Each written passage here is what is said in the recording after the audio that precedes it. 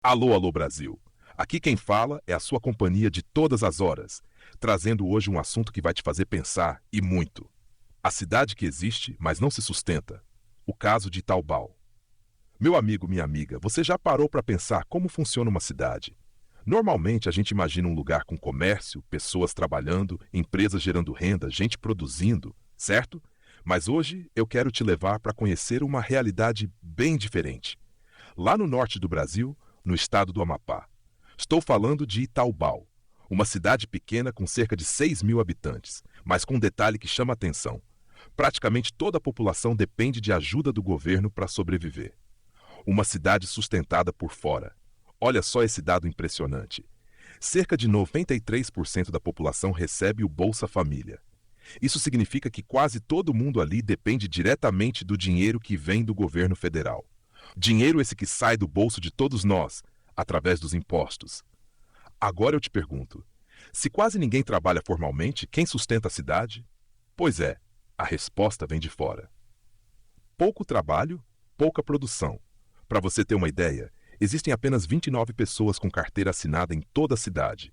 Isso dá mais ou menos um emprego formal para cada 200 moradores. É como se uma cidade inteira estivesse parada, sem empresas, sem indústria, sem geração de renda. E aí fica aquela pergunta no ar: como uma cidade assim consegue se manter? Uma realidade bem simples. Os números mostram uma realidade bem humilde.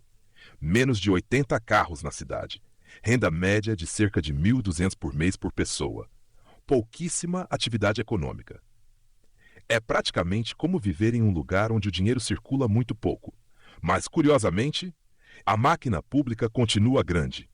Mesmo com pouca atividade econômica, a estrutura da prefeitura continua funcionando normalmente.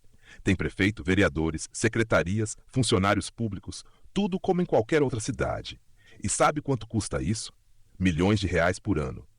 Só a folha de pagamento dos servidores chega perto de metade do orçamento da cidade. Ou seja, parece que a cidade existe mais para manter a própria estrutura do que para gerar desenvolvimento. Uma conta que não fecha. Agora pensa comigo. A cidade arrecada menos de R$ 800 por ano com impostos próprios. Mas o orçamento total passa dos 20 milhões. De onde vem o resto? De repasses do governo. É como uma família que quase não ganha dinheiro, mas continua vivendo porque alguém de fora manda recursos todo mês. E aí vem a pergunta difícil. Uma cidade assim consegue se sustentar sozinha? A resposta, olhando os números, é não. Ela funciona, mas não de forma independente. Ela existe no papel, mas na prática depende totalmente de ajuda externa. Um ciclo difícil de quebrar. E aqui entra um ponto importante. Quando uma cidade depende tanto de ajuda, a população fica presa a esse sistema, o desenvolvimento não avança e a política local ganha mais força, porque quem controla essa estrutura acaba sendo essencial para manter tudo funcionando. Existe solução? Olha, não é simples, mas existem algumas ideias que especialistas costumam discutir. Compartilhar serviços com cidades vizinhas, reduzir custos administrativos, investir em agricultura, pesca ou turismo, criar oportunidade de trabalho local. E até uma ideia mais polêmica: unir a cidade a outro município maior. Sim, pode parecer radical, mas em alguns casos isso já é discutido como alternativa. O ponto mais importante, mas no fundo, tudo gira em torno de uma coisa: oportunidade. Sem oportunidade de trabalho, estudo e crescimento, nenhuma cidade consegue sair desse ciclo. E aí o auxílio do governo, que deveria ser um apoio, acaba virando a única fonte de sobrevivência. Para fechar, agora deixa eu te dizer uma coisa importante. Quando a gente fala de uma cidade assim, não estamos falando que as pessoas são inúteis. Muito pelo contrário.